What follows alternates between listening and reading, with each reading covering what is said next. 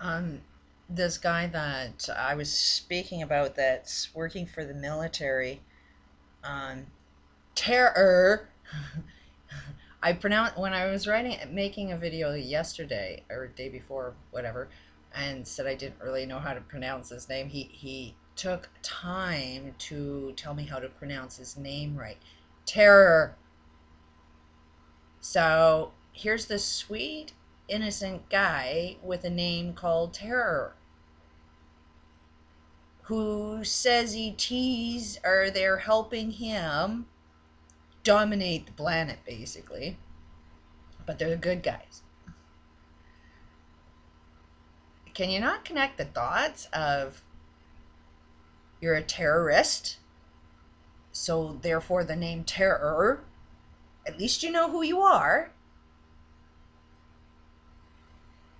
And if anything, you want to talk about critical thinking. Whatever happened to critical thinking? I get a kick out of people that say, use your critical thinking. It's like, yeah, use it to answer a question. And critically thinking,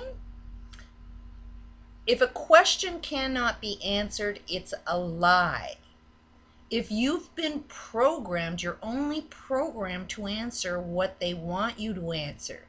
But if there's a little loophole in your programming and somebody finds that loophole and asks you that question that you can't answer, that is clearly obvious that if you're talking about what you are talking about, you should know. Like, for example, if you say there's ETs having YouTube channels that you'll send me the link, you actually send me the link. And not say, oh, I'm too tired and I'm exhausted, while you repost long letters and, tell me that I'm here just arguing. No, I'm waiting for the link. No link. Why won't he send me a link? If there's ETs on YouTube, why is it I can't see a link of it? I'm going to go and look at it. I'm going to see and, whether they are ETs or not. I'm going to analyze them to death to prove beyond a doubt they're human. They're just human beings that you've been manipulated into believing that it's something out there. There's something always bigger than us. Have you ever noticed that everything that can save you is always bigger than yourself? And yet nobody ever came to save you? I don't know. But it's like critically thinking. I would suspect that if you put a YouTube channel up and you put some statements out, people are going to question you, especially in times of today. And if you can't answer a question, critical thinking says it's because there is no answer. And, typically when people can't answer a question, the first words that come out is, it's exhausting talking with you. Yeah, a conversation flows when you're talking truth. It's extremely exhausting if you have to lie. There's more work in having to lie. So you can go in and say, oh no, I'm exhausted for a whole pile of other reasons. No, you specifically said it was exhausting talking to me. So don't go and blame your exhaustion now on everything else. When you said specifically that it was exhausting talking to me because they're challenging questions. So I don't know. It's like, then you've got CVeitch. I'm going to put a link below to program this programming technique. And this is how it works. And just see at the end of this video, does Charlie look like this in any way? Charlie doesn't even know what he got himself into. He's with mainstream media now. Take a look at Dragon's Den. It's all edited. They make you appear like they want you to appear. Charlie's not going to appear on that documentary or whatever they did the way he thinks he will. As soon as you get with any media, the news specifically, and my father was in newspaper, so Thompson newspaper, which was one of the largest newspaper businesses globally at one time. My father worked for a newspaper, was managing a newspaper in Washington, D.C. during Nixon days. I know how that media works. And as soon as you start talking to them, that's when they manipulate the story. There's no bias in any news reporter. They want to see the story they want to see, and they use their bias to give you the information. You can't get out of it. You're human, you're biased. You can't go to school and learn how not to be biased. You're only going to school to learn the biasness. I don't even know how you would say that, but you're not objective. Nobody's objective. You have an agenda. Everybody has an agenda. So you're going to see something that supports your agenda. So if you go to school, well, the people that own the education structure, they would be, the media that wants to train reporters. Well, they're training them to view from the objective that they want to report on. So it's really, really a wild game. I mean, when you go in there and you say, no, I said this. No, I did not say any of that shit, because editing is so magical. They can take something from the end and put it at the beginning. They can take the beginning and put it at the end. They can make everything appear like whatever you say, they can make it appear like you're saying something you never ever had any intention of saying. It's so creative, just the media. So what's coming up with CVeitch is he has no idea when that stuff starts airing. If he thinks that he got backlash now, he's going to get major backlash. And that was the intention of this BBC. They needed to crush down CVeitch. What better way to crush him down than to get him on mainstream media, manipulate what he looks like so everybody hates him?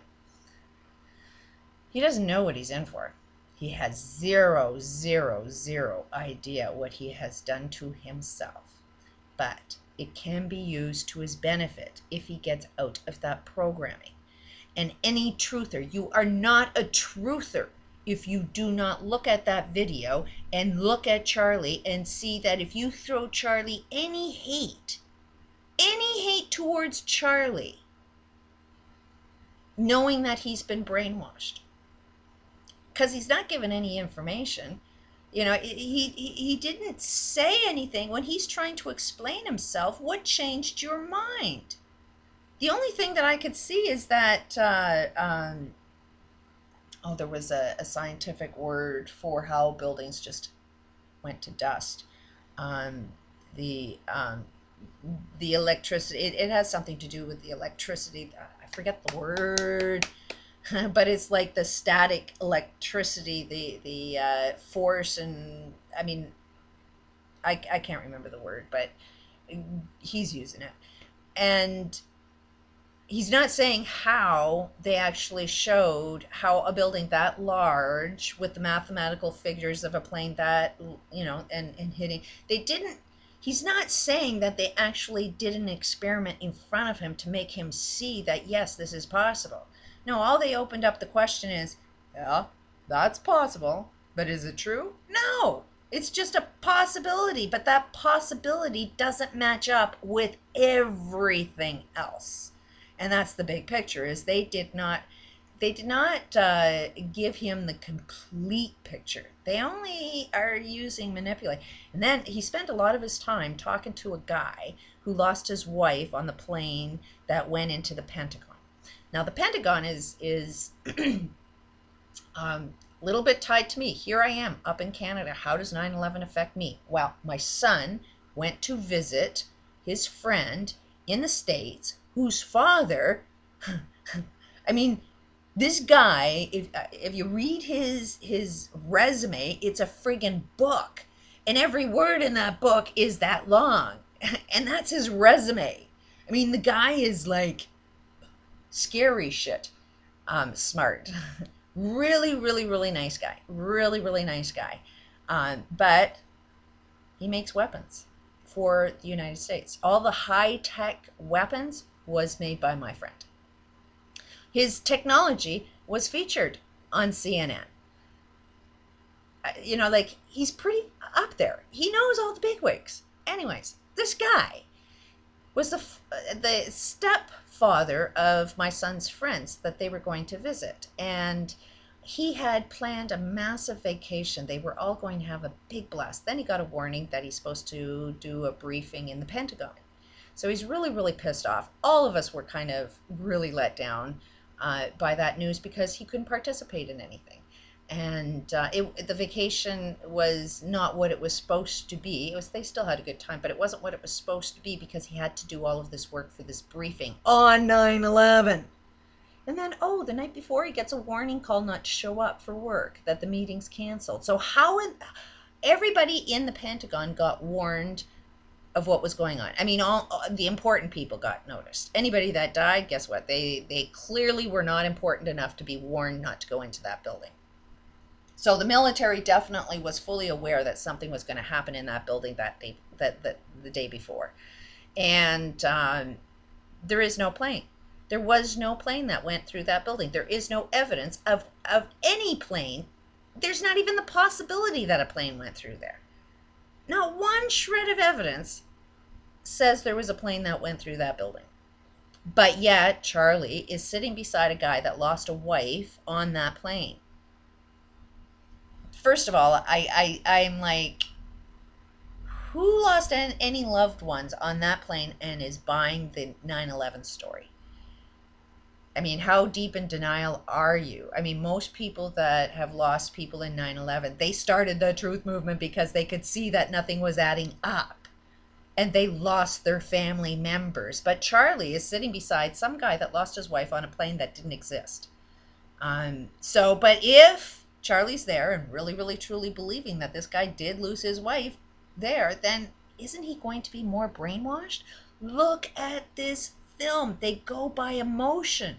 And most of what he was, when Charlie's trying to explain what was going on, most of what he was talking about is how his emotions were played in the conversation he had with this guy. So I don't know, like, this terror guy is like, wake up. He needs to wake up because he's brainwashed and he's killing children for a living. I mean, let's call a spade a spade. You go into the military, you know the military is just a killing machine. You've agreed to be the killer. So any child that you see a picture that's tortured or maimed or any way, shape, or form, terror, that's you. That blood is on your hands. It doesn't matter whether you pulled the gun, you're working with the structure that's doing it. They can't do it if you didn't work for them. But as long as they can get 1, 2, 3, 4, 5, a group that helps support the table to stand up, you're just legs on a table, holding the killing machine up. So you are guilty as friggin' sin. And I'm sorry, yeah, I do see you as a killer. I see you as you would kill my kids in a heartbeat. It would take nothing for you to kill my kids, because that's the mentality you have. Somebody can just tell you a story, you'd pick up a gun and you'd kill them. No reason. No reason whatsoever. Oh, they're out to get me. The United States isn't at war. If you're at war, there's usually a war in your country. Okay, there is no war. The United States is not at any fucking war. Otherwise, there would be a battleground on their land. Okay, no, the United States is too busy dominating the economic systems out of every other country. They create third world countries. I get a kick out of rich Americans saying, don't understand why there's third world countries and poverty in the world. It's like, look at your freaking bank account. Look at your military. You are dominating and creating it. Give up your freaking stuff and then you won't see the poverty in the world. Anyways, but you're not a truther. If you could go against Charlie that fast, then you're not a truther. You're supporting the media. You're supporting the game if you buy into the game. Don't buy into the game. He was just brainwashed. Send him love and he'll pull out of it. Peace out.